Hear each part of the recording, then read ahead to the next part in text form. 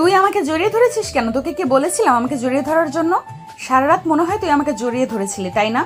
রাফি কোনো কথা বলতে যাবে এমন সময় রিয়া আবারও রাফির গালে ঠাস ঠাস করে 3টা চড় মারল। রিয়ার রেগে যাওয়ার কারণটা না হয় আস্তে আস্তে জানতে পারবেন, গল্পের সাথে থাকেন। তোর কি একটু শরম করলো না সারা রাত মামাতো বোনকে জড়িয়ে ধরে ঘুমাতে? শরম করবে কিভাবে? তোর মতো লুচ্চা ছেলেদের আমার খুব ভালো করেই চেনা আছে। সত্যি করে বল, রাতে কি কি করেছিস আমার সাথে? রিয়া আপু, আমি তোমার সাথে কোনো কিছু করি নাই। ডাক্তার বলেছে যে তোমার নাকি 107 ডিগ্রি জ্বর। তোমার মাথায় পানি দিয়েছিল মামি, কিন্তু তোমার জ্বর কোনোভাবেই তোমার জ্বর কোনোভাবেই কমছিল না। পরে ডাক্তার বলেছে যে তোমাকে যদি জড়িয়ে ধরে ঘুমাই তাহলে জ্বর অনেকটা কমে যাবে। আমি তোর কথা বিশ্বাস করি না, তুই একটা মিথ্যাবাদী। তুই এর আগেও আমার সাথে অনেক মিথ্যা কথা বলেছিস। দাঁড়া, আমি আম্মুকে ডাক দিতেছি, তুই এখানেই থাক।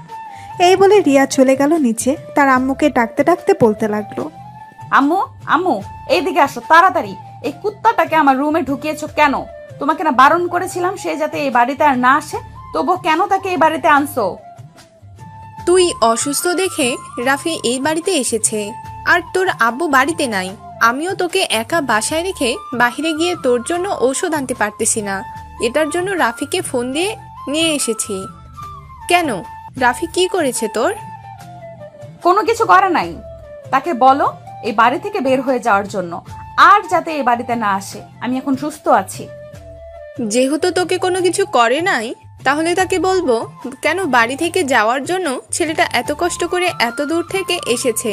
আর তুই বলতেছিস তাকে বলতাম বাড়ি থেকে চলে যাওয়ার জন্য? হ্যাঁ, তাকে বলো চলে যাওয়ার জন্য। তাকে আমি একটুও সহ্য করতে পারি না। কাউকে কোনো কিছু বলতে হবে না মামি। রিয়া আপু যেহেতু সুস্থ হয়ে গেছে তাহলে আমি এখন বাড়িতে চলে যাই। এখানে তো আর কোনো কাজ নেই। এখন আপনি বাজারে যেতে পারবেন, সকল কিছু কিনেও আনতে পারবেন। রিয়ার আম্মু কোনো কিছু বলতে যাবে কিন্তু পারল না। রাফি বাড়ি থেকে বের হয়ে চলে আসলো কাউন্টারে। একটা টিকিট কেটে নিয়ে বসে আছে। বেশ কিছুক্ষণ পর বাস আসতেই বাসে উঠে পড়ল রাফি। এদিকে রিয়া তার রুমে এসে বিছানায় বসে আছে।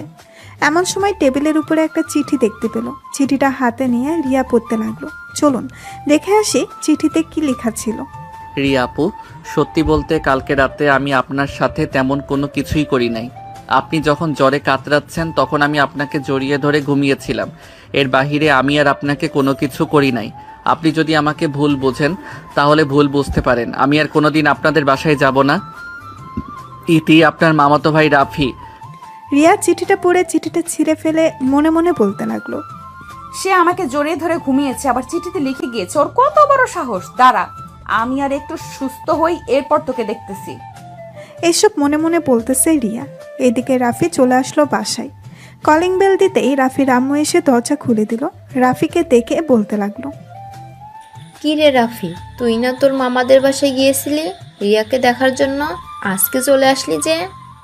আম্মু, রিয়া তো এখন সুস্থ আছে, তাই আমি চলে আসছি। আর ওই বাসায় যাব না। যদি তোমার দরকার পড়ে তাহলে তুমি যাও। হঠাৎ তোর কি হয়েছে? ওই বাসায় যাবি না কেন? রিয়া কি তোকে কিছু বলেছে যে তুই ওই বাসায় যাবি না? না আম্মু, রিয়া আপু কিছু বলে নাই। এমনিতেই আমি যাব না। এই বলে রাফি চলে আসলো তার রুমে। দরজাটা লাগিয়ে দিয়ে ফ্রেশ হয়ে বিছানায় শুয়ে আছে। বারবার রিয়ার কথাগুলো মনে পড়তেছে, কিন্তু সে তো কোনো কিছুই করে নাই। তবুও তার কেমন যেন নিজেকে অপরাধী অপরাধী মনে হচ্ছে। এসব ভাবতে ভাবতে কখন যে ঘুমিয়ে গেছে রাফি টের পেল না। বিকেলে তার ফোনের রিংটোনের শব্দে ঘুমটা ভেঙে গেল। ঘুম থেকে উঠে ফ্রেশ হয়ে চলে আসলো নিচে।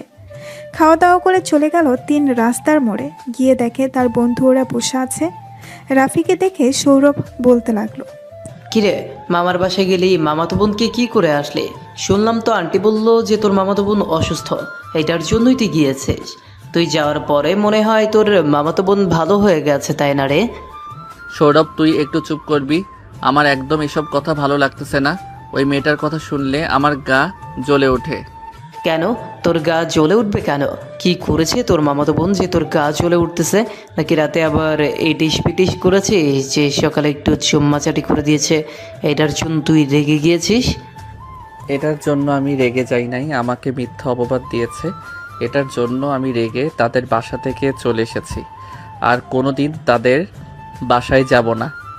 সে আসলেও আর কোনোদিন তার সাথে কথা বলবো না। ও আচ্ছা, এই ব্যাপার। আর এইসব কিছু না, ঝগড়াঝাটি হবে জামাই বউর মাঝে, এটা তো সিম্পল। জামাই বউ মানে? তুই কি বলতে চাইছিস বুঝিয়ে বলতো। আমি বলতে চাইতেছি যে তুই তো রিয়াকে বিয়ে করবি, এটার জন্যই তো আমি তোদের দুইজনকে জামাই বউ বললাম। শালা, ওই রাগী বদমেজাজি মেয়েকে আমি বিয়ে করব? যে আমাকে মিথ্যা অপবাদ দিয়েছে আমি তাকে বিয়ে করতে পারবো না। তার সাথে তো কোনোদিন কথাই বলবো না, আবার বলতেছি যে বিয়ে। আচ্ছা, দেখা যাবে কত দূর জল এগিয়ে যায়। তুই তো আবার একটু অন্য টাইপের, মানে তুই তো আবার প্লে বয়, যা খুশি তাই করতে পারিস। আচ্ছা সত্যি করে একটা কথা বলতো, কালকে তুই কার সাথে ঘুমাইছিস? কার সাথে ঘুমাবো? আলাদাভাবে ঘুমাইছি। দেখ, মামা আমাদেরকে এত কিছু বোঝানোর দরকার নেই, তোমার মুখ দেখেই আমরা বুঝে ফেলি তুমি কার সাথে ঘুমাইছো আর কার সাথে ঘুমাও নাই। এখন ঝটপট করে বলে ফেলো, রাতে কি করেছো তোমার এই রাগী মামাতো বোনের সাথে? দেখ সৌরভ, এখন কিন্তু আমার রাগ উঠে যাইতেছে। বেশি কথা বললে তোর মুখে কিন্তু ঘুষি মেরে দিব। চুপচাপ চা খাইতেছিস, চা খা। হ্যাঁ, বুঝি বুঝি মনে রং লাগছে, এই জন্যই তো তুই আমাদের কিছু বলবি না। না বল, আমরা তোর বাসর রাত্রে সবকিছু দেখে নিব তুই কি করিস। ঠিক আছে, তোরা ওই সময় যা খুশি তাই করিস, কিন্তু এখন আমাকে কোনো কিছু বলতে পারবি না। এমনিতেই রাগে মাথা গরম হয়ে আছে। রাফিকে আর কেউ কিচ্ছু বলল না। এদিকে রাফি সন্ধ্যা অবধি আড্ডা দিয়ে চলে আসলো। বাসায় কলিং বেল দিতেই রাফির আম্মু এসে দরজা খুলে দিল। রাফিকে দেখে বলতে লাগলো, কি রে, বাইরে গেছিস? আমাকে একবারও বলে যাস নাই কেন? আমি তো ভাবছিলাম তুই ঘুমিয়ে আসিস। তোর রুমে গিয়ে দেখি তুই নেই। কেন, বাহিরে কাজ ছিল নাকি? না, বাইরে কাজ ছিল না, এমনিতেই জিজ্ঞেস করলাম। আমাকে সব সময় বলে যাবি কোথায় যাস। আর তোর বোন কল দিয়েছিল, বলেছে যে কালকে গিয়ে তাকে নিয়ে আসার জন্য। কালকে নাকি তাদের কলেজ বন্ধ দিয়ে দেবে। আচ্ছা, কালকে নিয়ে আসবো নে গিয়ে। এখন আমি রুমে গেলাম। এই বলে রাফি চলে গেল তার রুমে। ফ্রেশ হয়ে বসে আছে এমন সময় রাফির ফোনটা বেজে উঠল। তাকিয়ে দেখে তার বোন ফারিয়া কল দিয়েছে। কলটা রিসিভ করতেই ওই পাশ থেকে ফারিয়া বলতে লাগলো, কি রে রাফি, কেমন আছিস? আমাকে তো ভুলেই গেছিস। আমি যে তোর বোন, এটা তো তোর মনেই নাই। আমি যেহেতু ফোন দেই না, তুমি তো ফোন দিতে পারো। তুমি ফোন দাও না কেন? আমি তো সময় পাই না ফোন দেওয়ার জন্য। তুই তো সারাদিন আজাইরা ঘুরে বেড়াস, কলেজে তো মনে হয় ঠিক মতো যাস না। এখন প্রতিদিন কলেজে যাই। তোমাকে কে বলেছে যে আমি কলেজে যাই না? এখন আমি প্রতিদিন কলেজে যাই। সো এক কাজ করো, কালকে কয়টার সময় গিয়ে নিয়ে আসতে হবে আমাকে একটু মেসেজ করে জানিয়ে দিও। কালকে তো মনে হয় কলেজে যেতে পারবো না। কলেজে যেতে পারবি? আমাদেরকে বিকালের দিকে ছুটি দিবে। এই তো 3টা বা 4টার দিকে ছুটি দিবে। ছুটি দেওয়ার 2 ঘন্টা আগে তোকে আমি ফোন দিয়ে জানিয়ে দিব। তুই না হয় বাইক নিয়ে চলে আসবি আমাকে নেওয়ার জন্য। আচ্ছা, এখন তাহলে ফোন রাখো, পরে কথা হবে। রাফি কলটা রেখে দিল। কলটা রাখার 10 মিনিট পরে রাফির ফোনটা আবারও বেজে উঠল। ফোনটা হাতে নিয়ে দেখে তারপর মামা কল দিয়েছে। কলটা রিসিভ করতেই ওই পাশ থেকে তার মামা বলতে লাগলো, রাফি, তুমি আমাদের বাসা থেকে চলে এসেছো কেন? রিয়ার যে জ্বর এসেছে তুমি জানো না? তুমি একটু আমাদের বাসায় যাও। তোমার মামি কোনো কাজকর্ম করতে পারতেছে না ঘরে, তুমি থাকলে তোমার মামি একটু কাজকর্ম করতে পারবে। মামা, আমার তো একটা জরুরি কাজ আছে, আমি যেতে পারবো না। আমি আম্মুকে পাঠিয়ে দিতেছি। আম্মু চলে যাক, উনি থাকলে আরও বেশি ভালো হবে। এই বলে রাফি কলটা কেটে দিল যাতে তার মামা আর কোনো কিছু না বলতে পারে। সে জানে তার মামা বারবার এক কথা পেঁচাবে। এটার জন্য কলটা কেটে দিয়ে রাফি চলে আসলো নিচে। তার আম্মুকে উদ্দেশ্য করে বলতে লাগলো, আম্মু, মামা কল দিয়েছিল, বলেছে যে তোমাকে তাদের বাসায় যাওয়ার জন্য। রিয়া আপু নাকি বেশি অসুস্থ। চলো, আমি তোমাকে দিয়ে আসি। দিয়ে আসতে হবে না, তোকেও থাকতে হবে ওই বাড়িতে। চল আমার সাথে। আমি থাকতে পারবো না মানে থাকতে পারবো না, আমি শুধু তোমাকে দিয়ে চলে আসব। আমি নিচে গাড়িতে যাইতেছি, তুমি যা কিছু নেওয়ার তাড়াতাড়ি নিয়ে গাড়িতে আসো। রাফি চলে আসলো নিচে। গাড়িটা বের করে বসে আছে গাড়ির ভেতরে। বেশ কিছুক্ষণ পর রাফির আম্মু আসলো। রাফি তার আম্মুকে নিয়ে রিয়াদের বাড়ির উদ্দেশ্যে রওনা দিল। দীর্ঘ 20 মিনিট পর চলে আসলো রিয়াদের বাসায়। কলিং বেল দিতেই রিয়ার আম্মু এসে দরজা খুলে দিল। রাফির আম্মু বাড়ির ভেতরে চলে যেতেই রাফি তার আম্মুকে উদ্দেশ্য করে বলতে লাগলো। আম্মু আমি বাসায় চলে যাইতেছি। রাত অনেক হয়েছে, এখন আর বাসায় যাওয়ার দরকার নেই। আজকে আমাদের বাসায় থেকে যাও, কালকে সকালে না হয় চলে যাবে। না আমি যেতে পারবো, আর রাত মাত্র 9টা বাজে, এটা তো কোনো রাত না। আমি এখন চলে যাইতেছি। রাফি গাড়ির ভেতরে বসে গাড়ি স্টার্ট দিতে যাবে, কিন্তু গাড়ি স্টার্ট হচ্ছে না। দীর্ঘ 10 মিনিট ট্রাই করার পরও গাড়ি কোনো রকম স্টার্ট নিচ্ছে না। এটা দেখে রাফি মনে মনে বলতে লাগলো, আমার কপালটাই খারাপ, যেখানে থাকতে চাই না সেখানে বারবার চলে আসতেছি। এখন আর কি করব? এখন তো আর যাওয়া যাবে না, বাসও তো পাবো না মনে হয়। রাফি চলে আসলো বাড়ির ভেতরে। বেশ কিছুক্ষণ সোফায় বসে থাকার পর রাফির আম্মু রাফিকে উদ্দেশ্য করে বলতে লাগলো, রাফি একটু রিয়ার রুমে যা তো, গিয়ে দেখ মেয়েটা কি করে। আমি যেতে পারবো না, দরকার পড়লে তুমি যাও। আর মামি আমাকে একটা রুমের ব্যবস্থা করে দেন, আমি ঘুমাবো, খুব ঘুম পাইছে।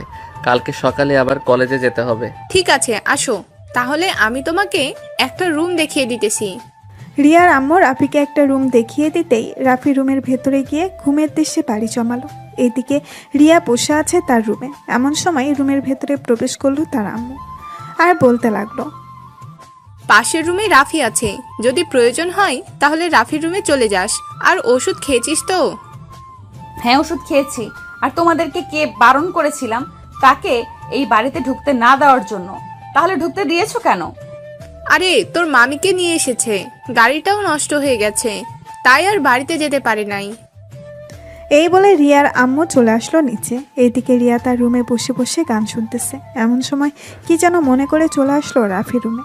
আস্তে আস্তে করে রাফির রুমে ঢুকে দরজাটা লাগিয়ে দিল। রাফির মুখের দিকে একভাবে তাকিয়ে আছে রিয়া, কিন্তু হঠাৎ এরকম করতেছে কেন সে নিজেও বুঝতে পারছে না। বেশ কিছুক্ষণ এইভাবে যাওয়ার পর রিয়া বলতে লাগলো, এই রাফির কাছে আসলে আমার বুকের ধুকপুকানি বেড়ে যায় কেন?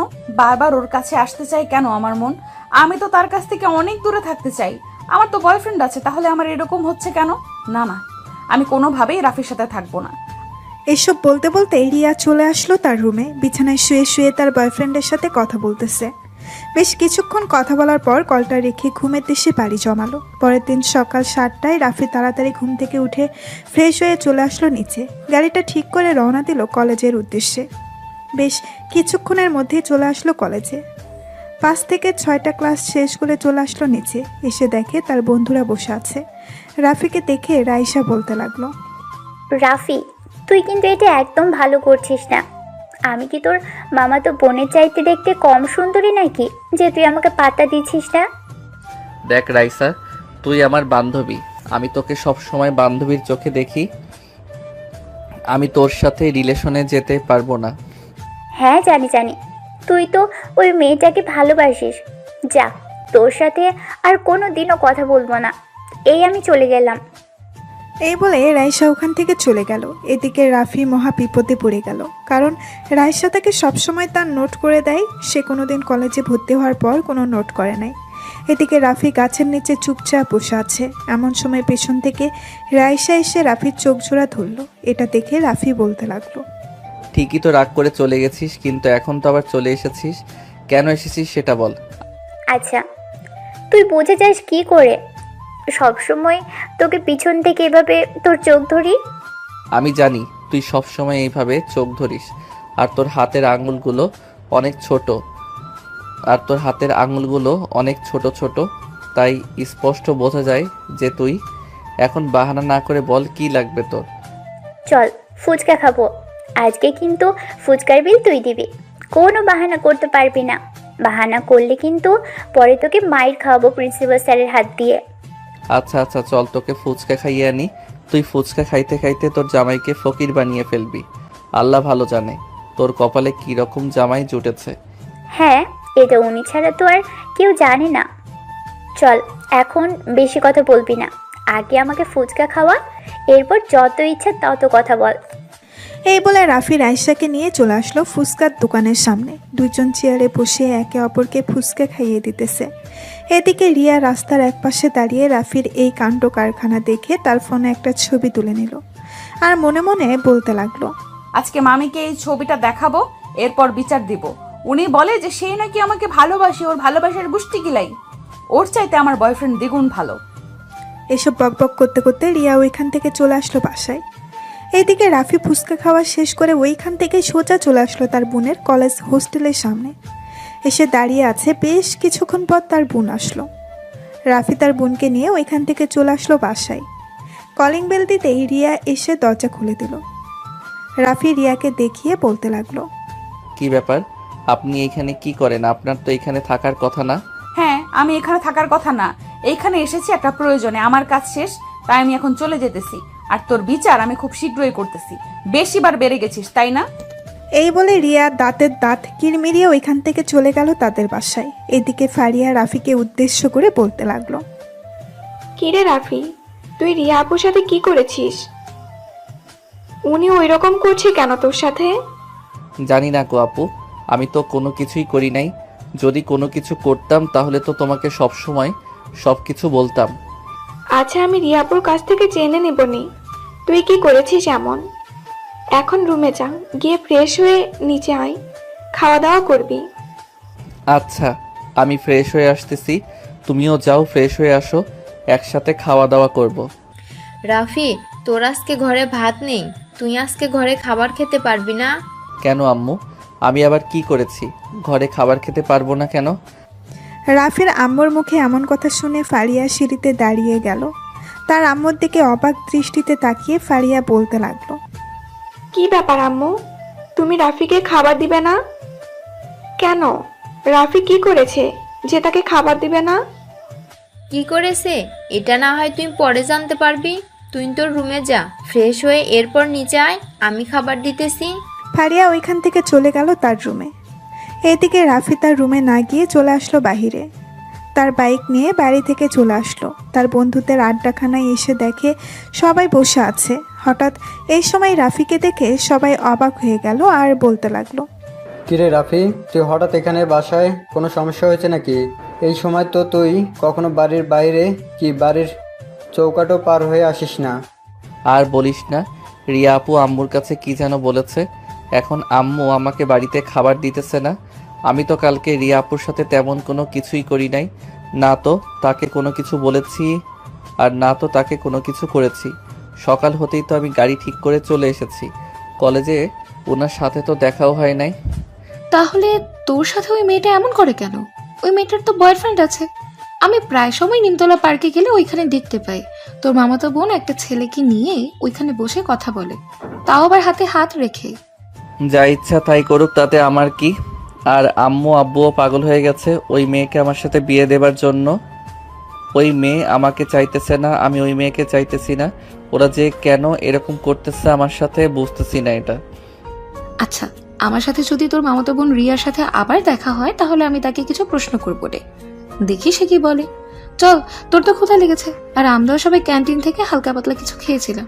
চল একটা রেস্টুরেন্ট থেকে কিছু খেয়ে আসি। হ্যাঁ চলো, আমার কাছেও কিছু টাকা আছে আর আশা করি সবার কাছেই টাকা আছে। সবাই মিলে মিশে না হয় কিছু খেয়ে নিব, খুব ক্ষুধা লাগছে আমার। তাহলে বসে আছিস কেন? চল যাওয়া যাক সবাই। এই বলে সবাই ওইখান থেকে চলে আসলো। এদিকে রিয়া তার রুমে বসে আছে। এমন সময় তার ফোনটা বেজে উঠলো। তাকিয়ে দেখে তার বয়ফ্রেন্ড কল দিয়েছে। কলটা রিসিভ করতেই ওই পাশ থেকে তার বয়ফ্রেন্ড বলতে লাগলো, হ্যালো রিয়া, তুমি কোথায় আছো? আমার সাথে এক্ষুনি দেখা করো। আমি তোমাকে একটা হোটেলের ঠিকানা দিতেছি, ওই হোটেলে চলে আসো। হ্যাঁ, তুমি হোটেলের ঠিকানা দিতেছো কেন? কি হয়েছে? না, তেমন কিছুই নাই। আমরা সবাই ওইখানে আড্ডা দিতেছি, তো তাই ওরা বলতেছে যে তোমাকেও আসার জন্য। তুমিও আসো। আচ্ছা, তুমি ঠিকানাটা মেসেজ করে পাঠিয়ে দাও, আমি কিছুক্ষণের মধ্যে রেডি হয়ে চলে আসতেছি। এই বলে রিয়া কলটা কেটে দিয়ে বাসায় চলে আসলো। এদিকে রাফি তার বয়ফ্রেন্ডকে নিয়ে চলে আসলো রেস্টুরেন্টে। সবাই বসে বসে খাবার খাইতেছে। খাওয়া দাওয়া শেষ করে বসে আছে। এমন সময় নাইম বলতে লাগলো, কিরে রাফি, ওইটা রিয়া আপু না? ওইদিকে কোথায় যাইতেছে? রাফি বাহিরের দিকে তাকাতেই দেখতে পেল রিয়া একটা রিক্সা নিয়ে কোথায় যেন যাইতেছে। এটা দেখে রাফি নাইমকে উদ্দেশ্য করে বলতে লাগলো, হয়তো তার বয়ফ্রেন্ডের সাথে দেখা করতে যাইতেছে, তাতে আমার কি। আর ওই মেয়েটাকে নিয়ে কোনো কথা বলবি না, সবাই সবার টাকা বের করো। রাফির কথা শুনে সবাই সবার টাকা বের করে দিয়ে দিল রাফির কাছে। এদিকে ওয়েটার হিসাব দিয়ে চলে গেল ওইখান থেকে। রাফি টাকা দিয়ে বাকি সবাইকে নিয়ে চলে আসলো আবারও কলেজ মাঠে। এদিকে রিয়া তার বয়ফ্রেন্ডের দেওয়া লোকেশনে চলে আসলো। এসে দেখে রিয়াজ দাঁড়িয়ে আছে। রিয়াজকে দেখে রিয়া বলতে লাগলো, কি ব্যাপার, তুমি আমাকে এই হোটেলে ডেকেছো কেন? সবাই ভিতরে আমাদের জন্য অপেক্ষা করতেছে, চলো এরপর গিয়ে দেখতে পারবে। রিয়া রিয়াজের সাথে চলে আসলো একটা হোটেল রুমে। এসে দেখে সবাই বসে আছে। রিয়াকে দেখে সবাই কৌশল বিনিময় করলো। বেশ কিছুক্ষণ পর রিয়ার শরীর ঘেঁষে বসেছে। এটা দেখে রিয়া বলতে লাগলো, কি ব্যাপার রিয়াজ, তুমি এভাবে গা ঘেঁষে বসেছো কেন? এইখানে তো আরো জায়গা আছে, একটু ফাঁকা হয়ে বসো। জান, আজকে তোমাকে এইখানে এনেছি কেন জানো? তোমাকে আদর করার জন্য এনেছি। এইখানে সবাই তোমাকে আদর করবে। রিয়াজের কথা শুনে রিয়া লাফ দিয়ে উঠে পড়ল। চোখ দুটো টকবকে লাল হয়ে গেছে। রিয়া ঠাস করে রিয়াজের গালে চড় মেরে বলতে লাগলো, তোকে আমি ভালো ভেবেছিলাম, কিন্তু তুই যে এতটা খারাপ আগে জানতাম না। তোর চাইতে আমার মামাতো ভাই ভালো। আজকের পর থেকে তুই আর আমাকে কোনোদিন কল দিবি না, আর আমিও তোকে কোনোদিন কল দিব না। এই বলে রিয়া ওইখান থেকে চলে আসলো রাফিদের বাসায়। কলিং বেল দিতেই রাফির আম্মু এসে দরজা খুলে দিল। এদিকে ফারিয়া বসে বসে টিভি দেখতেছে। রিয়াকে দেখে ফারিয়া বলতে লাগলো, কেমন আছো রিয়া আপু? কালকে তো আমার সাথে কোনো কথা না বলেই তুমি চলে গেছো। আমি তোমার সাথে রাগ করেছি। ওকে, আমার ফারিয়া বেবিটা বুঝি রাগ করেছে? রাগ করিস না, আসলে কালকে তোর ভাইয়ের উপর একটু রেগেছিলাম, এটার জন্যই আমি চলে এসেছিলাম। কেন, রাফি আবার তোমাকে কি করেছে? কি করেছে আর বলিস না। সে অন্য মেয়েকে ফুচকা খাইয়ে দেয়, আবার এই মেয়েটাকেও তাকে ফুচকা খাইয়ে দেয়। তাই মামির কাছে বিচার দিয়ে গেছি তোর ভাই কোথায়। সে তো এখনো বাসায় আসে নাই, হয়তো বা বন্ধু বান্ধবদের সাথে আড্ডা দিতেছে। চলো আমরা আমাদের রুমে যাই, গিয়ে গল্প করি। হ্যাঁ চল, যাওয়া যাক। ফারিয়া রিয়াকে নিয়ে চলে আসলো তার রুমে। দুইজন বসে গল্প করতে লাগলো। এদিকে রাফি তার বন্ধু বান্ধবদের সাথে আড্ডা দেওয়া শেষ করে চলে আসলো বাসায়। কলিং বেল দিতেই তার আম্মু এসে দরজা খুলে দিল। রাফি তার আম্মুর মুখের দিকে তাকাতেই দেখতে পেল তার আম্মুর মুখে হাসি। এটা দেখে রাফি বলতে লাগলো, কি ব্যাপার আম্মু, তুমি এইভাবে হাসতেছো কেন? বাসায় কোনো কিছু হয়েছে নাকি যে এইভাবে হাসতেছো? না, বাসায় কোনো কিছু হয় নাই, আর আমি এমনিতেই হাসতেছি। যা রুমে যা, গিয়ে ফ্রেশ হয়ে আয়, আমি খাবার দিতেছি টেবিলে। আর খাবার দেওয়ার প্রয়োজন নেই, আমি বাহির থেকে খাবার খেয়ে এসেছি। আজ থেকে আর এই বাড়িতে আমি কোনো খাবার খাবো না। ঠিক আছে, না খাইলে না খাবি। তোর আব্বু তো রাতে আসবে, পরে তোর নামে বিচার দেব। যদি বকা খেতে না চাস তাহলে তাড়াতাড়ি ফ্রেশ হয়ে নিচে খাবার খেতে আয়। রাফি কোনো কিছু না বলে চলে গেল তার রুমে। ফ্রেশ হয়ে বসে আছে এমন সময় ফারিয়া তার রুমে প্রবেশ করলো। রাফিকে দেখিয়ে ফারিয়া বলতে লাগলো, কি রে, খাওয়া দাওয়া না করে বাড়ি থেকে বের হয়ে গেছিস, এতই রাগ? রাগ হবে না তো কি হবে? কে কি জানি কান পড়া দিয়ে গেছে, এটা নিয়ে আমাকে খাবার দেয় নাই। বেশ ভালোই হয়েছে, আমি এখন বাহির থেকে খাবার খেয়ে এসেছি। এখন থেকে বাহিরের খাবার খাবো। তোর যেখান থেকে ইচ্ছা সেখান থেকে খাবার খা। তুই এক কাজ কর, আমার রুমে যা তো, গিয়ে টেবিলের উপর থেকে আমার ফোনটা নিয়ে আয়। টেবিলের উপরে না পাইলে বিছানার উপরে আসে, বিছানার উপর থেকে নিয়ে আসবি। ঠিক আছে, যাইতেছি। রাফি চলে আসলো ফারিয়ার রুমে। ভেতরে প্রবেশ করতেই রিয়া পেছন থেকে দরজাটা লাগিয়ে দিল। দরজা লাগানোর শব্দে রাফি পেছনে তাকাতেই দেখতে পেল রিয়া দাঁড়িয়ে আছে। তার বুকে ওড়না নেই। দেখতে মাশাআল্লাহ অনেক সুন্দর লাগতেছে। দরজা লাগানো দেখে রাফি বলতে লাগলো, কি ব্যাপার, আপনি দরজা লাগিয়েছেন কেন? আর আপনি এই ঘরে কি করেন? আপনি আপনার বাসায় যান, আপনাকে দেখার একদম ইচ্ছা নেই আমার। আমাকে দেখার ইচ্ছে, তাই না? ঠিক আছে, এখন থেকে প্রতিদিন আমাকে ঘুম থেকে উঠেও তোর সামনে দেখবি, সব সময় তোর সামনে দেখবি। আমার ঠেকা লাগছে আপনাকে দেখার জন্য। আর আপনি দরজা খুলেন, আমি আমার রুমে যাব। এই বলে রাফি টেবিলের উপর থেকে তার বোনের ফোনটা নিয়ে চলে যেতে যাবে এমন সময় রিয়া পেছন থেকে রাফির শার্টের কলার টেনে ধরলো আর বলতে লাগলো, আজকে তুই কোথাও যেতে পারবি না, আজকে তুই এইখানেই থাকবি।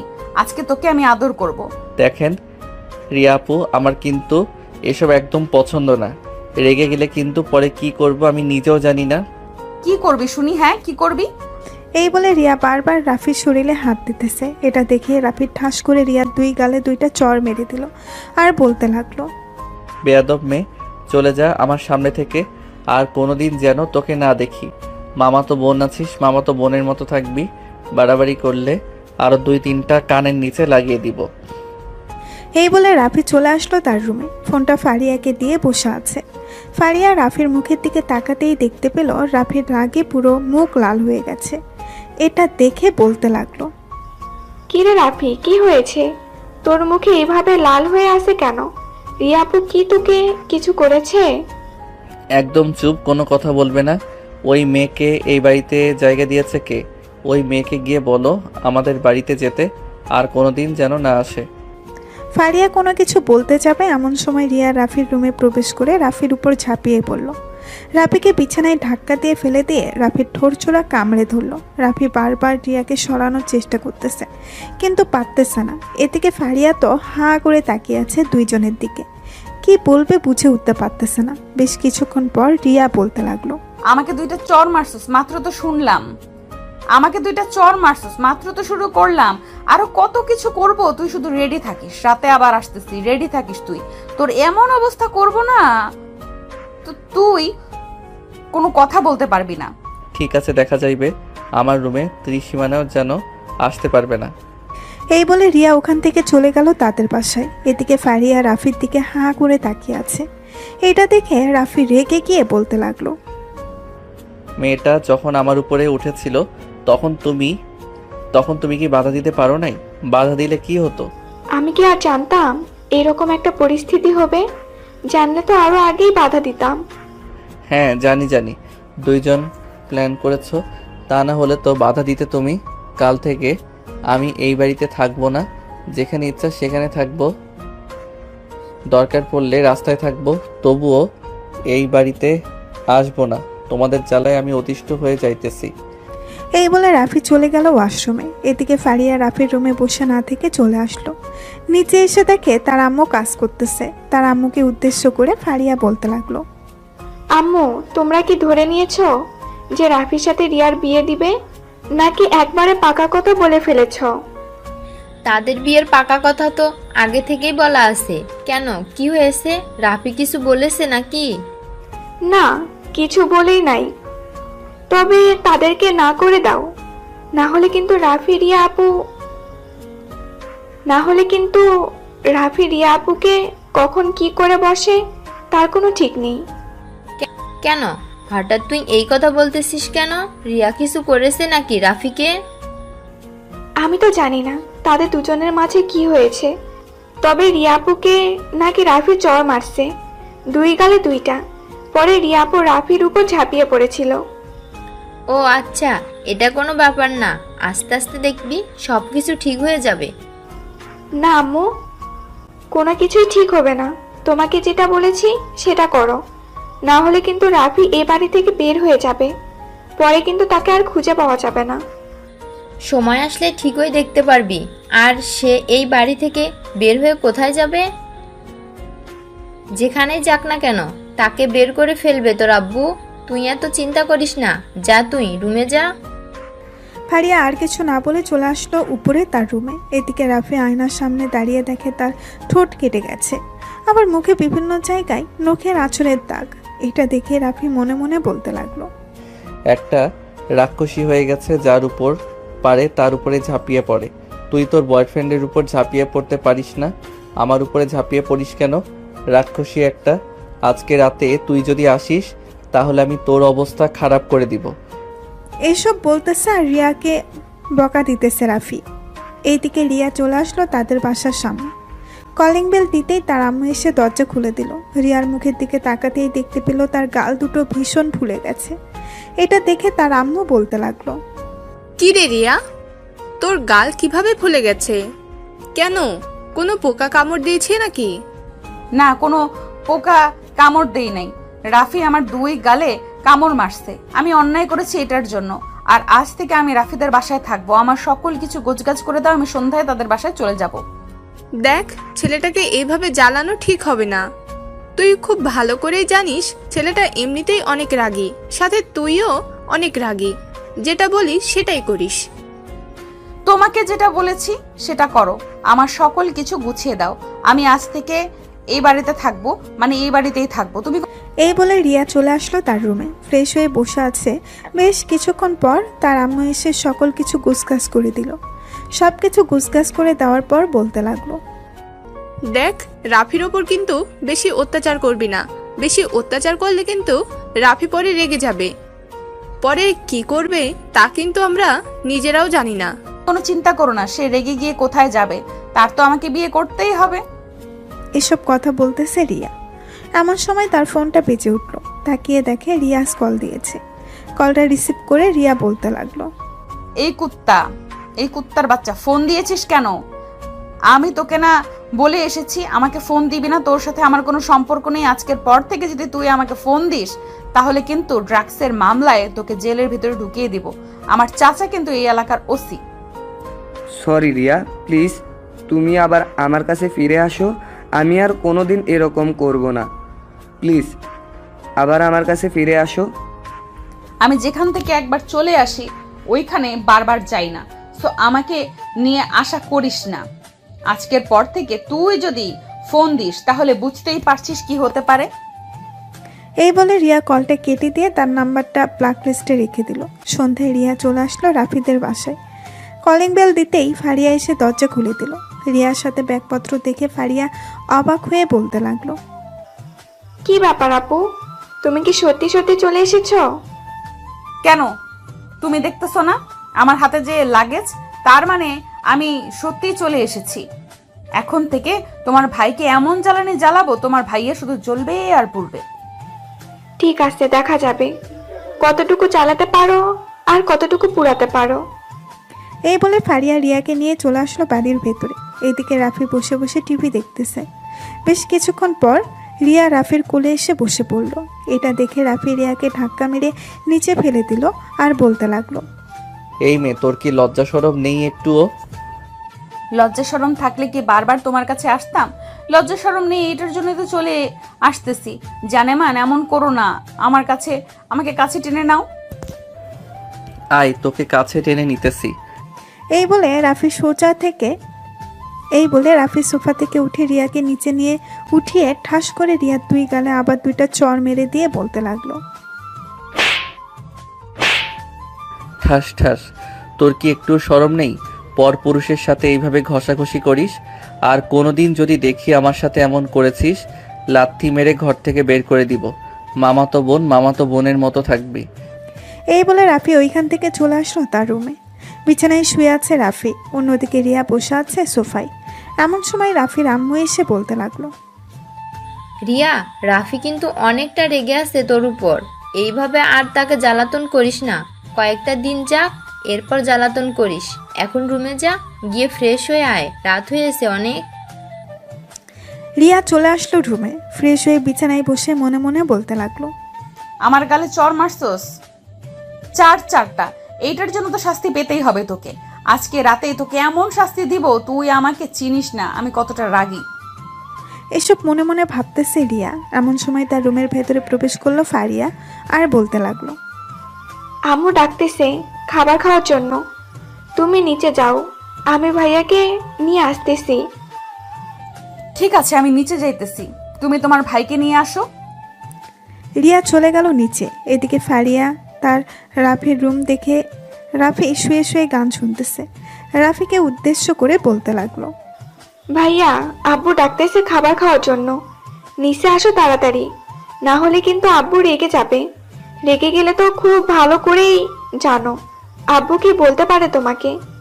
তুই নিচে যা, গিয়ে বল আমি ফ্রেশ হয়ে আসতেছি। ঠিক আছে, আমি নিচে গিয়ে বলতেছি, তুমি তাড়াতাড়ি ফ্রেশ হয়ে আসো। ফারিয়া চলে গেল নিচে। এদিকে রাফি 10 মিনিট পর নিচে গিয়ে দেখে সবাই খাওয়া শেষ, কিন্তু রিয়া এখনো খাবার নিয়ে বসে আছে। এটা দেখে রাফি কিচ্ছু বলল না, চুপচাপ খাবার টেবিলে গিয়ে বসে পড়ল। রাফি, তুই মেয়েটার সাথে এমন করিস কেন? মেয়েটার সাথে ভালো ব্যবহার তো করতে পারিস। আজ থেকে আর মেয়েটার সাথে খারাপ ব্যবহার করবি না। আম্মু, তাকে বলে দিও সে যাতে আমার সাথে কোনো কথা না বলে বা আমার রুমে না যায়। রুমে গেলে কিন্তু পরে কি করব সে নিজেও জানে না। ঠিক আছে, আমি বলে দেবো নে, সে যাবে না তোর রুমে। রিয়া, তুমি কিন্তু রাফির রুমে যাবে না। ঠিক আছে, আমি আর রাফির রুমে যাব না, তবে কাল থেকে কিন্তু আমাকে বাইক দিয়ে কলেজে নিয়ে যেতে হবে। যদি এটা মানতে পারে তাহলে আমি তার রুমে যাব না। তুই কে যে তোকে আমি আমার বাইকের পিছনে বসিয়ে কলেজে নিয়ে যাব? আমি তোর বউ, এটার জন্য তুই আমাকে প্রতিদিন কলেজে নিয়ে যাবি, আবার তোর বাইকের পেছনে করে নিয়ে আসবি। আমার ঠেকা পড়ছে তোকে নিয়ে যাওয়ার জন্য। রাফি আর কিছু না বলে খাওয়া দাওয়া শেষ করে চলে আসলো তার রুমে। দরজাটা হালকা চাপিয়ে দিয়ে বিছানায় শুয়ে পড়ল। এদিকে রিয়া তার রুমে এসে বসে আছে। ঘড়ির কাঁটা রাত 11টা। রিয়া মনে মনে বলতে লাগলো, এখন যাব নাকি আর 1 ঘন্টা পরে যাব না আর 1 ঘন্টা পরে যাই। এখন বসে বসে একটু রিলস দেখি। এই বলে রিয়া বসে বসে রিলস দেখতে লাগলো। 1 ঘন্টা পর রিয়া চলে আসলো রাফির রুমে। এসে দেখে রাফি ঘুমের দেশে চলে গেছে। রিয়া আস্তে আস্তে করে রাফির রুমের দরজাটা লাগিয়ে দিয়ে রাফির কাছে চলে আসলো। এসে দেখে রাফির লুঙ্গি পরে ঘুমিয়ে আছে। এটা দেখে রিয়া মনে মনে বলতে লাগলো, আজকে তোর লুঙ্গি আমি চুরি করব। তুই আমার গালে চর মারছিস, তোর লুঙ্গিও চুরি করব, তোকে আদরও করে যাব। এই বলে রিয়া অন্ধকারের মাঝে রাফির লুঙ্গিটা খুলে ফেললো। লুঙ্গি খুলে এক সাইডে রেখে রাফির ঠোঁটের সাথে ঠোঁট একত্রিত করে দিল। বেশ কিছুক্ষণ পর রিয়া তার কাজ শেষ করে লুঙ্গিটা নিয়ে চলে আসলো তার রুমে। লুঙ্গিটা পরে ঘুমের দেশে পাড়ি জমালো। পরের দিন সকালে রাফির ঘুম ভাঙতেই দেখতে পেল তারপরে লুঙ্গি নেই, জাস্ট ছোট্ট একটা প্যান্ট। এটা দেখে রাফি তাড়াতাড়ি করে একটা লুঙ্গি বের করে পরে নিল আর মনে মনে বলতে লাগলো, কি ব্যাপার, আমার লুঙ্গি কোথায় গেল? নিশ্চয়ই ওই মেয়েটা নিয়ে গেছে। এসব ভাবতেছে রাফি। এমন সময় আয়নার দিকে চোখ পড়ল তার। ভালোভাবে তাকিয়ে দেখে তার ঠোঁটের মধ্যে লিপস্টিক লাগানো। রাতে লিয়া লিপ কিস করার কারণে হয়তো লিপস্টিক লেগে গেছে। এটা দেখে রাফি রেগে চলে আসলো রিয়ার রুমে। এসে দেখে রিয়া তার লুঙ্গি পরে আরামে ঘুমাচ্ছে। রাফি রিয়ার খাটের সামনে এসে লুঙ্গিটা এক টানে খুলে ফেলল। লুঙ্গিটা খোলার সাথে সাথে রিয়া এক লাফ দিয়ে ঘুম থেকে উঠে গেল। রাফির দিকে তাকিয়ে দেখে রাফি অনেক রেগে আছে। এটা দেখে রিয়া খিলখিল করে হাসতে হাসতে বলতে লাগলো, কেমন লাগছে রাতের লিপ কিসটা? নিশ্চয়ই ভালো লেগেছে। এটার জন্য তো এখন আবার এসেছো। কাছে আসো, আর একটা লিপ কিস করে দেই। তোর ঠোঁট আমি সেলাই করে ফেলবো। তুই মামাতো বোন বলে কি হয়েছে? অনেক বার বেড়ে গেছিস, আমার উপরে অনেক অত্যাচার করতেছিস। কয়েকটা দিন ধরে কিছু বলি না দেখে তুই ভাবছিস যে সব সময় এরকম করতে পারবি? হ্যাঁ, আমি তো সব সময় এরকম করব। এটার জন্যই তো আমি তোর সাথে রাতের বেলা এরকম করেছি। বেবি, আমার কিসটা বুঝি ভালো লাগে নাই? কাছে আয়, তোকে একটা জিনিস দেখাবো। রিয়া কাছে আসতেই রাফি রিয়ার চুল ভালোভাবে টেনে ধরে রিয়ার ঠোঁটের সাথে তার ঠোঁট একত্রিত করে দিল। বেশ কিছুক্ষণ এইভাবে যাওয়ার পর রাফি রিয়ার ঠোঁট জুড়ে একটা কামড় দিয়ে ছেড়ে দিল। এদিকে রিয়ার ঠোঁট থেকে অনবরত রক্ত পড়তেছে। এটা দেখে রাফি বলতে লাগলো, তোর যদি শরম থাকে তাহলে তুই আর আমার সামনে আসবি না কোনোদিন। এই বলে রাফি আবারও চলে আসলো ও তার রুমে ফ্রেশ হয়ে কলেজের জন্য রেডি হয়ে চলে আসলো নিচে। এসে দেখে তার আম্মু আব্বু বসে আছে খাবার টেবিলে। রাফি গিয়ে খাবার টেবিলে বসে পড়তেই তার আব্বু বলতে লাগলো, কিরে রাফি, আমি এসব কি শুনতেছি? তুই নাকি রিয়াকে তোর সাথে নিয়ে কলেজে যাবি না? তাকে নিয়ে যদি তুই কলেজে না যাস তাহলে তোরও লেখাপড়া বন্ধ। ঠিক আছে, আমিও পড়ালেখা করব না আর এই বাড়িতে থাকবো না। আমি চলে যাইতেছি এখনই বাড়ি থেকে। এই বলে রাফি খাবার টেবিল থেকে উঠে যেতে যাবে এমন সময় সিঁড়ি দিয়ে রিয়া নামতে নামতে বলতে লাগলো, থাক, রাফিকে আর যেতে হবে না, আমি এই বাড়ি থেকে চলে যেতেছি। এই বলে রিয়া রাফির আম্মুর কাছ থেকে বিদায় নিয়ে চলে গেল। এদিকে রাফি খাওয়া শেষ করে যেই উঠতে যাবে এমন সময় তার আব্বু আবার বলতে লাগলো, রাফি, রিয়া যেহেতু এই বাড়ি ছেড়ে চলে গেছে তাহলে তুইও এই বাড়ি ছেড়ে চলে যা। তোরও এই বাড়িতে থাকার কোনো দরকার নেই। রাফি কোনো কিছু না বলে চলে আসলো তার রুমে। ব্যাগপত্র গুছিয়ে নিয়ে নিচে আসতেই তার বোন ফারিয়া বলতে লাগলো, কি ব্যাপার ভাইয়া, তুমি কোথায় যাইতেছো ব্যাগপত্র নিয়ে? আমি এই বাড়ি ছেড়ে চলে যাইতেছি, আর এই বাড়ির কেউ যাতে আমাকে ফোন না দেয়। ফারিয়া, আমাকে ছেড়ে দে। এই বলে রাফি ফারিয়ার কাছ থেকে চলে আসলো বাহিরে। রাস্তার এক পাশ দিয়ে হেঁটে যাইতেছে। বেশ কিছু দূর যাওয়ার পর একটা রিক্সা পেল। রিক্সায় উঠে চলে আসলো মিরপুর 4 নম্বর সেক্টরে। একটা হোটেল বুক করে হোটেলে উঠে পড়ল। সকাল 11টা। রাফি এখনো কলেজে আসে নাই দেখে তার বন্ধু ফোন দিল রাফিকে। হ্যালো রাফি, তুই কোথায় আছিস রে? আজকে কলেজে আসলি না কেন? তোর জন্য তো সবাই অপেক্ষা করতেছে। আমি আজকে কলেজে যেতে পারবো না। আজকে একটা জায়গায় এসেছি, কালকে কলেজে যাব। আর তোর কাছে যদি কিছু টাকা থাকে তাহলে আমার বিকাশে পাঠিয়ে দে তো। তোর কাছে না থাকলে ফারিনের কাছ থেকে নিয়ে আমার অ্যাকাউন্টে পাঠা। কেন, হঠাৎ কি হয়েছে? বাসায় কোনো সমস্যা হয়েছে নাকি? আর তুই কোথায় আছিস? সত্যি সত্যি করে বলতো। আমি যেখানেই থাকি না কেন তোকে যেটা বলেছি সেটা কর। এই বলে রাফি কলটা কেটে দিল। দুপুর 2টা। রাফি নিচে এসে খাওয়া দাওয়া করে আবার চলে গেল তার কেবিনে। এদিকে নাইম, ফারিন এবং তার বন্ধু বান্ধবীরা বসে আছে। এমন সময় নাইম বলতে লাগলো, হঠাৎ রাফির এমন কি হয়েছে যে আমার কাছ থেকে 10,000 টাকা নিয়েছে? সে তো চাইলেই বাড়ি থেকে টাকা নিতে পারতো। তোর কাছে তো ফারিয়ার নাম্বার আছে, ফারিয়াকে ফোন দিয়ে জিজ্ঞেস কর সে কোথায় আছে, তাহলেই তো তাকে খোঁজা যাবে। ভালো কথা বলছিস, আমি ফারিয়াকে ফোন দিয়ে জিজ্ঞেস করতেছি রাফি কোথায় গেছে। এই বলে নাইম ফোন দিল ফারিয়াকে। বেশ কিছুক্ষণ পর ফারিয়া কলটা রিসিভ করলো। কলটা রিসিভ করতেই ওপাশ থেকে ফারিয়া কলটা রিসিভ করে বলতে লাগলো, হ্যালো নাইম ভাইয়া, আপনাদের সাথে কি রাফি আছে নাকি সে বাড়ি থেকে বের হয়ে গেছে? তার ব্যাগপত্র নিয়ে কোথায় গেছে তা জানি না। সে তো আমাদের সাথে নেই, কিছুক্ষণ আগে আমার কাছ থেকে 10,000 টাকা নিয়েছে। তুমি রাফিকে ফোন দিয়ে জিজ্ঞেস করো তো সে কোথায় আছে, বাকিটা আমরা পরে খুঁজে নিতেছি। ভাইয়ার ফোন বন্ধ, আমি কয়েকবার ফোন দিয়েছিলাম, ফোন বন্ধ করে রেখেছে, হয়তো আশেপাশেই আছে। বাইক নিয়ে যাই নাই, বাইক নিয়ে গেলে হয়তো দূরে চলে যাইতো। আচ্ছা, আমরা দেখতেছি সে কোথায় আছে।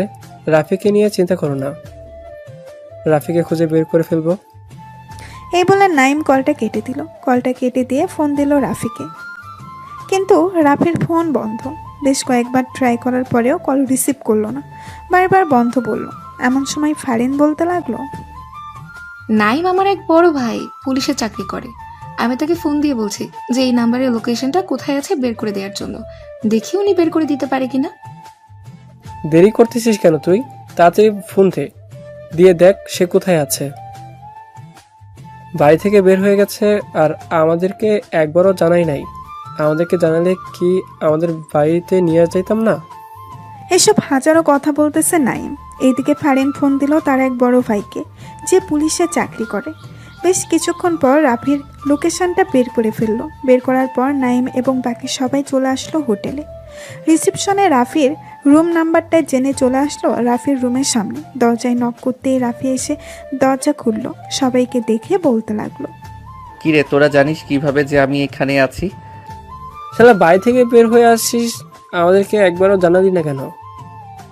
আমাদেরকে জানালে কি আমরা কিছু করতে পারতাম না? কি হয়েছে বলতো আমাদেরকে। আর বলিস না রিয়া, 2-3 দিন ধরে আমার উপরে অনেক অত্যাচার করতেছে। মেয়েটা তো এমনিতেই অনেক রাগী, আবার কি কি করে সেটা তো নাই বললাম। মেয়েটা তো রাগী? ও আচ্ছা, এক কাজ কর, আমাদের সাথে আমাদের বাসায় চল, বাকিটা পরে দেখতেছি। ঠিক আছে, চল তাহলে যাওয়া যাক। এই বলে রাফি হোটেল থেকে চেক আউট করে ওইখান থেকে চলে আসলো নাইমদের বাসায়। কলিং বেল দিতেই নাইমের আম্মু এসে দরজা খুলে দিল আর বলতে লাগলো, বাহ, অনেকদিন পর তোমরা সবাই এসেছো, ভালোই তো। যাও রুমে যাও, আমি তোমাদের জন্য চিকেন ফ্রাই বানিয়ে আনতেছি। নাইম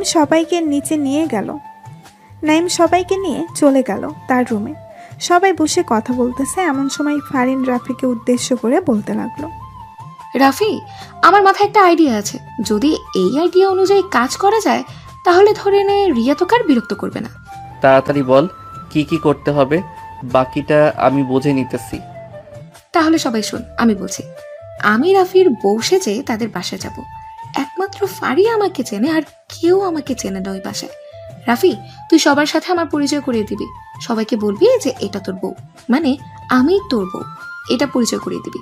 যদি রিয়া তোর কাছ থেকে দূরে না সরে যায় তাহলে বাকিটা আমি তোকে পরে বলবো। হিতে যদি বিপরীত হয়, রিয়া যদি কোনো কিছু করে বসে, তখন কি করবে? রিয়া তো অন্য একটা ছেলের সাথে রিলেশন করে, তাহলে সে কেন রাফির পিছু নেবে? এটা কখনোই সম্ভব না। তাকে পরে আমি বুঝিয়ে দেব। ঠিক আছে, যেটা তুই ভালো মনে করিস, তোর ওপর ভরসা আছে আমাদের। সন্ধ্যায় রাফি ফারিনকে নিয়ে চলে আসলো তাদের বাসায়। কলিং বেল দিতেই রিয়া এসে দরজা খুলে দিল। রিয়া ফারিনকে দেখে বলতে লাগলো, ফুফু আমি চলে যেতেছি। কিরে রাফি, এই মেয়েটাকে আগে তো কখনো দেখি নাই তোর সাথে, আজকে কোথা থেকে আসলো? এই মেয়েটা হচ্ছে আমার বউ। আজকে তাকে আমি বিয়ে করেছি। আর তুমি এই বাসায় কেন? তুমি না তোমাদের বাসায় চলে গিয়েছিলে, আমাদের বাসায় আবার এসেছো কেন? এটা আমার বাড়ি, আমি আসবো না তো কি করব? আর তোর কত বড় সাহস, তুই আমাকে বিয়ে না করে এই মেয়েকে বিয়ে করেছিস? এই মেয়ে, তুই এক্ষুনি এই বাড়ি থেকে চলে যা, না হলে কিন্তু তোর চুল টেনে ছিঁড়ে ফেলবো। আমার চুল ছিঁড়ে ফেলবি কেন? আমি তোর কি হয়েছে তুই আমার চুল ছিঁড়ে ফেলবি? আর রাফি, এই মেয়েটাকে? ফারিন, এই মেয়েটা হচ্ছে আমার মামাতো বোন। সে আমাকে বিয়ে করার জন্য অনেক পাগল ছিল, কিন্তু আমি তাকে বিয়ে করি নাই। এটার জন্য সে তোমার সাথে এরকম খারাপ ব্যবহার করতেছে। মিস রিয়া, আপনি আর খারাপ ব্যবহার করতে পারবেন না এখন থেকে, কারণ আমি এখন রাফির স্ত্রী। চলো রাফি, বাড়ির ভেতরে যাই। এই বলে ফারিন রাফির হাত ধরে বাড়ির ভেতরে প্রবেশ করলো। এদিকে রিয়া রাগে লাল হয়ে দরজাটা লাগিয়ে দিয়ে সোফায় এসে বসে আছে। বেশ কিছুক্ষণ পর রাফির আম্মু আব্বু আসলো। দুজনকে দাঁড়িয়ে থাকতে দেখে বলতে লাগলো, কিরে রাফি, এই মেয়েটা কে? আগে তো তোর সাথে কখনো দেখি নাই। আর এই রাতের বেলায় এই মেয়েটাকে এই বাড়িতে নিয়ে আসছিস কেন? রাফি, এটা বুঝি আমার শ্বশুর আব্বু? হ্যাঁ, এটাই হচ্ছে তোমার শ্বশুর আব্বু। ফারিন রাফির আব্বুকে সালাম করতে যাবে এমন সময় রাফির আব্বু সরে গেল আর বলতে লাগলো, রাফি, এসব কি হচ্ছে এখানে? তুমি কি আমাদের সাথে ফাজলামি করছো? এই মেয়েটা কে সত্যি করে বলো তো। আজকে আমরা বিয়ে করেছি কোর্টে, এখন থেকে এই বাড়ির বড় ছেলের বউ আমি। সো আমাকে সম্মান দিয়ে কথা বলবেন। আপনি শ্বশুর, শ্বশুরের মতো থাকবেন। রাফি, তুই এই মেয়েটাকে নিয়ে এখনই বাড়ি থেকে বের হয়ে যা। তুই আর কোনোদিন এই বাড়িতে আসতে পারবি না। এখনই বের হয়ে যা, না হলে আমি তোকে ঘাড় ধাক্কা দিয়ে বের করে দিব। আমি যখন এই বাড়িতে চলেই এসেছি, তখন আর কেউ আমাদেরকে বের করতে পারবে না। আপনি যদি 1 সের ঘাটতারা হন, তাহলে আমি 2 সের ঘাটতারা। শাশুড়ি আম্মা, খাবার নিয়ে আসেন আমাদের জন্য, বাড়িতে নতুন বৌমা এসেছে। এই বলে ফারিন রাফিকে নিয়ে চলে আসলো তার রুমে। এদিকে ফারিয়া কিছু না বুঝতে পেরে চলে আসলো তার ভাইয়ের রুমে। এসে দেখে ফারিন সোফায় বসে আছে আর রাফি খাটের এক কোণে বসে আছে। ফারিয়াকে দেখে ফারিন বলতে লাগলো, ফারিয়া, তুমি এখন কোনো কথাই বলবে না। আর তুমি আমাকে চেনো না, আমিও তোমাকে চিনি না। আমি যা ব্যবহার করব, তুমিও তাই ব্যবহার করবে আমার সাথে। বুঝলাম না ফারিন আপু, আপনি ভাইয়ার উপর মানে? বুঝলাম না ফারিন আপু, আপনি ভাইয়ার বউ মানে? ভাইয়া তো আপনার বেস্ট ফ্রেন্ড। তাহলে আপনারা বিয়ে করে ফেলেছেন? না, আমরা এখনো বিয়ে করিনি। তোমাকে পরে সবকিছু খুলে বলবো, এখন কিছু বলা যাবে না। তুমি নিচে চলে যাও, আর যদি জিজ্ঞেস করে তাহলে বলবে যে আমি তোমার ভাইয়ের বউ। তোমাদের কাজটা কি আমি কিন্তু বুঝলাম না। তোমরা কেন হঠাৎ এরকম করতেছো? পরে এক সময় তোমাদেরকে সবকিছু খুলেই বলবো, এখন কোনো কিছু বলার প্রয়োজন নেই, আর বলতেও পারো না। সময় আসলে তুমি সবকিছু জানতে পারবে। এখন তুমি যাও আর আমাদের জন্য খাবার নিয়ে আসো। ফারিয়া চলে গেল নিচে। খাবার টেবিল থেকে খাবার নিয়ে উপরে আসতেছে এমন সময় রিয়া ফারিয়ার সামনে এসে খাবারগুলো নিয়ে ছুঁড়ে ফেলে দিল নিচে আর বলতে লাগলো, এই বাড়িতে বউ হয়ে আসলে একমাত্র আমি বউ হয়ে আসব, আর কেউ বউ হয়ে আসতে পারবে না। আর ওই মেয়েটাকে আমি বের করার ব্যবস্থা করতেছি। তোমরা কেউ ওই মেয়েকে এক টুকরো পানিও দিবে না, আর খাবারও দিবে না। যেহেতু বিয়ে করে ফেলেছো, সো তাদেরকে তো দিতেই হবে। সে যেহেতু এই বাড়ির বউ, তাও আবার আজকে প্রথম এসেছে, তাকে যদি সম্মান না করি তাহলে তো পরবর্তীতে সে আমাদেরকে সম্মান করবে না, আমাদের উপর অত্যাচার করবে। সেটা পরে দেখা যাবে। আর আমি যেটা বলেছি সেটাই হবে। এই মেয়েকে কোনো কিছু দিবে না। আমি আসতেছি বাড়ি থেকে, আর সাথে কাজী নিয়ে আসব। তার বিয়ে হয়েছে তো কি হয়েছে, তাকে আমিও বিয়ে করব। ছেলেদের 4টা বিয়ে করা যায় যাচ্ছে। এই বলে রিয়া চলে আসলো তাদের বাসায়। তার আব্বু আম্মুকে সব কিছু জানানোর পর তার আব্বু আম্মু এবং রিয়া একটা কাজে নিয়ে চলে আসলো রাফিদের বাসায়। কলিং বেল দিতেই রাফির আম্মু এসে দরজা খুলে দিল আর বলতে লাগলো, রিয়া, তুমি তো একটা বড় জিনিস ভুল করে ফেলেছো। তারা তো এখন বাড়ি থেকে পালিয়ে গেছে, এখন তাদেরকে খুঁজে পাবে কোথায় থেকে? তারা কি ছোট বাচ্চা নাকি যে তারা পালিয়ে গেছে? আপনারা কিছু বলতে পারলেন না? তাকে আপনাদের জন্য সে এরকমটা করতেছে। আমি আগেই বলেছিলাম আমার সাথে বিয়েটা দিয়ে দেন, কিন্তু দেন নাই। বিয়ে দেবো কিভাবে? তুমি তো একটা ছেলের সাথে রিলেশনে ছিলে, এটা আমরা সবাই জানি এবং আমি নিজের চোখেও দেখেছি। তবুও আমি তোমাকে আমার ছেলের বউ করে আনতে চেয়েছিলাম, কিন্তু তুমি তখন মানা করে দিয়েছিলে। এখন কেন বলতেছো তাকে বিয়ে করবে? আমি যখন একবার বলেছি তাকে আমি বিয়ে করব মানে তাকেই বিয়ে করব, আর কোনো কথা বলবেন না এখানে কেউ। আমি তাকে খুঁজে বের করতেছি, 2 ঘন্টার মধ্যে তাকে খুঁজে নিয়ে আসবো বাসায়, এরপর বিয়ে করব। এই বলে রিয়া সব জায়গায় খোঁজ খবর করতে লাগলো। এদিকে রাফি ফারিনকে নিয়ে চলে আসলো নাইমদের বাসায়। কলিং বেল দিতেই নাইমের আম্মু এসে দরজা খুলে দিল। দুজন বাড়ির ভেতরে ঢুকে সোজা চলে গেল নাইমের রুমে, আর বলতে লাগলো, নাইম, একটা বড় ঘটনা ঘটে গেছে। এখন কি করব? রিয়া তো আমাকে বিয়ে করার জন্য পাগল হয়ে যাইতেছে। এই ফারিনের কারণে আবারও একটা ঝামেলায় পড়ে গেলাম। আমার অপরাধ কি এখানে বলতো? আমি তো তোকে সাহায্য করতে চেয়েছিলাম, কিন্তু উল্টো হিতে বিপরীত হয়ে গেছে। এখন কি করা যায় সেটা সমাধান নিয়ে ভাব নাইম। দাঁড়া, আমাকে একটু চিন্তা করতে দে। না, আমি একটু চিন্তা করে দেখতেছি কি করা যায়। আর তোরা এইখানে এসেছিস, কেউ জানে না তো? ফারিয়া ছাড়া অন্য কেউ জানে না যে আমরা এখানে এসেছি। তাহলে তোরা চুপচাপ এখানে বসে থাক, আমি আম্মুকে বলে আসতেছি। যদি কেউ আসে তাহলে তাদেরকে যাতে না বলার জন্য। আর যেহেতু রিয়া তোকে বিয়ে করার জন্য প্রস্তুতি নিয়েছে, তাহলে তুই এক কাজ কর, বিয়েটা করেই ফেল। এছাড়া আর কোনো উপায় দেখতেছি না। অবশেষে নাইম, তুই এই কথাটা বলতে পারলি যার কাছ থেকে আমি দূরে থাকতে চাইতেছি, আবারও তোরা ওই মেয়ের কাছে আমাকে পাঠাচ্ছিস। এটা একদম ঠিক করতেছিস না। দেখ রাফি, আমি একটা ভালো সিদ্ধান্ত দিয়েছি তোকে। যদি এখন বিয়ে না করিস তাহলে মেয়েটা হয়তো অনেক পাগলামি করবে, পরে তুই মেয়েটাকে সামলাবে কি করে? যদি কোনো কিছু করে ফেলে তাহলে তো পুলিশ তোকে এসে ধরবে, তার মা বাবাকে ধরবে না। একমাত্র তুই পারিস তুই নিজেকে সেভ করতে, আবার তোর পরিবারকে সেভ করতে। এখন তুই ভেবেচিন্তে দেখতে পারিস। যদি আমার সিদ্ধান্ত না মানিস তাহলে আমি আর কোনো কিছু বলতে পারলাম না তোকে। আমার ডিসিশন এটাই, আর কিছু নেই। এই বলে নাইম চলে আসলো নিচে, তার আব্বু আম্মুকে সবকিছু বুঝিয়ে বলে দিল। এইদিকে রিয়া সবকিছু খোঁজ খবর নিয়ে চলে আসলো নাইমদের পাশে। কলিং বেল দিতেই নাইম এসে দরজা খুলে দিল। রিয়াকে দেখে নাইম বলতে লাগলো, আরে রিয়াপু, আপনি এখানে, তাও আবার এত রাতে, কোনো প্রয়োজন নাকি? হ্যাঁ, একটা প্রয়োজন ছিল। তোমাদের বাসায় কি রাফি এসেছে? তাকে বাড়িতে খুঁজে পাওয়া যাইতেছে না। মানে কি বলতেছেন সব? রাফিকে খুঁজে পাওয়া যাচ্ছে না? মানে সে তো বাড়িতে গেছে বিয়ে করে প্রায় 4-5 ঘন্টা আগে। হ্যাঁ, সে তো বাড়িতে গেছে, তা আমি নিজেও জানি। তবে সে আবার বাড়ি থেকে বের হয়ে গেছে, তার বন্ধুর বাসায় আশ্রয় নিয়েছে। অন্য সবার বাসায় খোঁজা এবং দেখা হয়ে গেছে, তাদের বাসায় পাওয়া যায়নি। একমাত্র তোমাদের বাসায় বাকি আছে। তোমাদের বাসায় সার্চ করব, চলো তোমার রুমে। হ্যাঁ চলেন। আমি কি আর আপনার সাথে মিথ্যা কথা বলবো যে রাফিকে আমি লুকিয়ে রেখেছি? আপনি পুরো বাড়ি চেক করে দেখতে পারেন, আপনি রাফিকে কোথাও পাবেন না। কারণ আমি আপনার কাছে মিথ্যা কথা বলবো না, এটা আপনি ভালো করেই জানেন। আমি সত্যি বলতেছো তো? রাফি তোমাদের বাসায় আসে নাই? হ্যাঁ, আমি সত্যি বলতেছি, রাফি আমাদের বাসায় আসে নাই। আমাদের বাসায় আসলে তো আমি আপনাকে বলতাম। নাইম রিয়ার সাথে কথা বলতেছে, এমন সময় রাফি নাইমের রুম থেকে বের হয়ে নাইমকে ডাকতে লাগলো। হঠাৎ রাফির গলার স্বর পেয়ে রিয়া নাইমের দিকে চোখ বড় বড় করে তাকিয়ে বলতে লাগলো, তাহলে এটা কার গলার স্বর? এই ছেলেটা কে তাহলে? মিথ্যা কথা বলা ছেড়ে দাও নাই।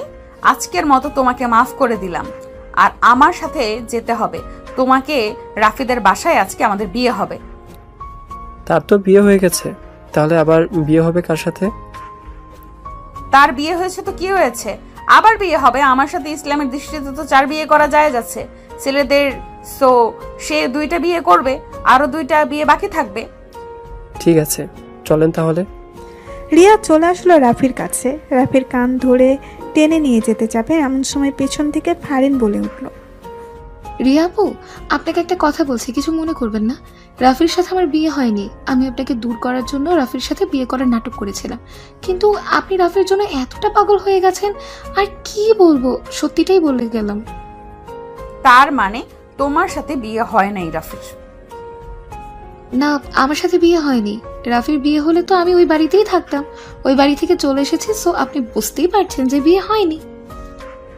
একদম ভালো কাজ করেছো রাফিকে বিয়ে না করে। যদি বিয়ে করতে তাহলে তোমাকে তো মেরেই ফেলতাম। চল রাফি, আজকে তো এমন অবস্থা করব, একবার বিয়েটা করে নেই এরপর।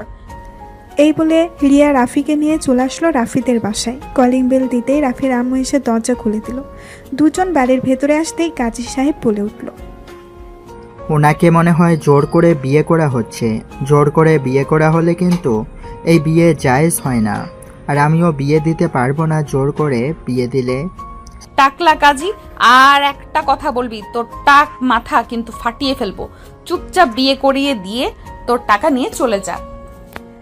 আমি বিয়ে না করালে আপনি বিয়ে করতে পারবেন না। ছেলে যেহেতু রাজি না, সো আমি বিয়ে করাতে পারবো না। আমার টাকাও লাগবে না, আমি চলে যাইতেছি।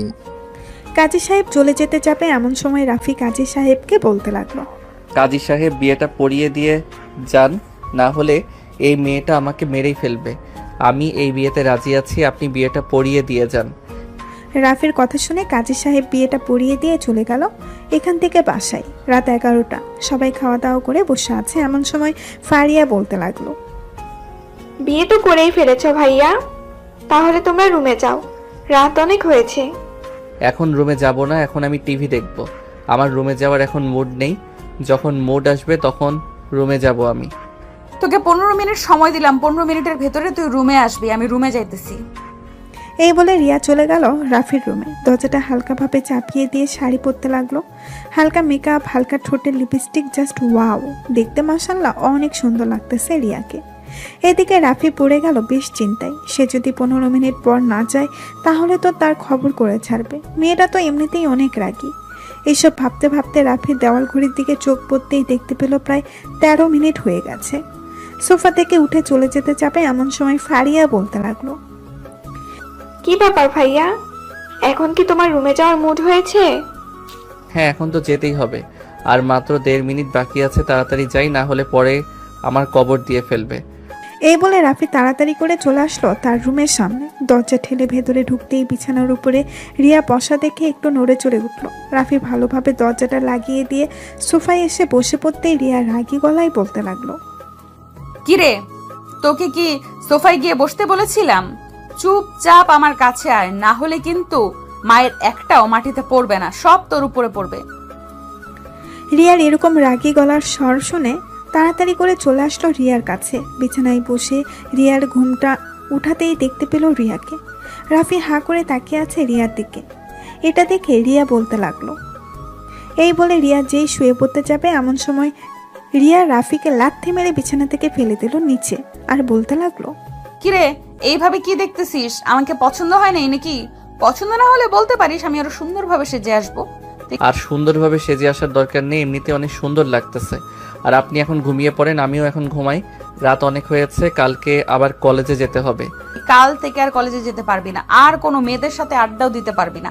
আগামী 1 মাস তুই এই রুমের ভেতরে থাকবি আর আমাকে আদর করবি যত পারিস। দরকার পড়লে আদর করতে করতে মেরে ফেলবি, তবুও কোনো কিছু বলবো না তোকে। আমাকে জেলে পাঠানোর ধান্দা, তাই না? আমি কেন আপনাকে মারতে যাব? আমার দরকার নেই আপনাকে মারার। তাড়াতাড়ি আদর কর, না হলে কিন্তু আমি অনেক রেগে যাব। রেগে গেলে বুঝতে পারছিস কি হতে পারে। এখন আমার আদর করার মুড নেই, যখন মুড আসবে তখন আমি আদর করব। এখন আমি ঘুমাবো, আমার ঘুম ধরেছে। শেষবারের মতো বলতেছি তোকে, তাড়াতাড়ি আদর কর, না হলে কিন্তু। রাফি বাধ্য হয়ে আস্তে আস্তে করে আবারও বিছানায় উঠে রিয়ার ঘুমটা পুরোপুরিভাবে ফেলে দিয়ে আস্তে আস্তে করে রিয়ার ঠোঁট জোড়া তার ঠোঁটের সাথে একত্রিত করে নিল। দীর্ঘ 10 মিনিট এইভাবে লিপ কিস করার পর রাফি আস্তে আস্তে করে এক হাত দিয়ে রিয়ার শাড়িটা খুলতেছে আর এক হাত দিয়ে রিয়ার ব্লাউজের হুকগুলো খুলতেছে। বেশ কিছুক্ষণ পর পুরোপুরিভাবে দুজন উলঙ্গ হয়ে গেল। দুজনের শরীরে এক চিমটিও কাপড় নেই। রাফি নিজেকে আর কন্ট্রোল করতে না পেরে রিয়ার উপরে ঝাঁপিয়ে পড়ল। রিয়ার ঠোঁটে এবং বিভিন্ন জায়গায় লিপ কিস করতেছে আর কামড় দিতেছে আস্তে করে। বেশ কিছুক্ষণ এইভাবে যাওয়ার পর রাফি মেইন জায়গায় এসে তার মেডেল স্ট্যাম্পটা সেট করতে রিয়া সজোরে চিৎকার করে উঠল আর বলতে লাগলো, রাফি তাড়াতাড়ি বের করো, ব্যথা করতেছে, অনেক ব্যথা করতেছে, তাড়াতাড়ি বের করো। তুমি না বলেছিলে তোমাকে আদর করতে করতে মেরে ফেলার জন্য? আজকে তোমাকে আদর করতে করতে মেরে ফেলবো। আদর সহ্য করতে থাকো। এই বলে রাফি রিয়াকে আদর করতে লাগলো। তারা তাদের আদরের মিশন চালিয়ে যাক। এখন তাহলে আমরা বিদায় নিই। আজকের গল্পটা না হয় এখানেই শেষ করলাম। আবারও দেখা হবে পরবর্তী কোনো গল্পে। ততক্ষণ সবাই ভালো থাকবেন, সুস্থ থাকবেন। ধন্যবাদ।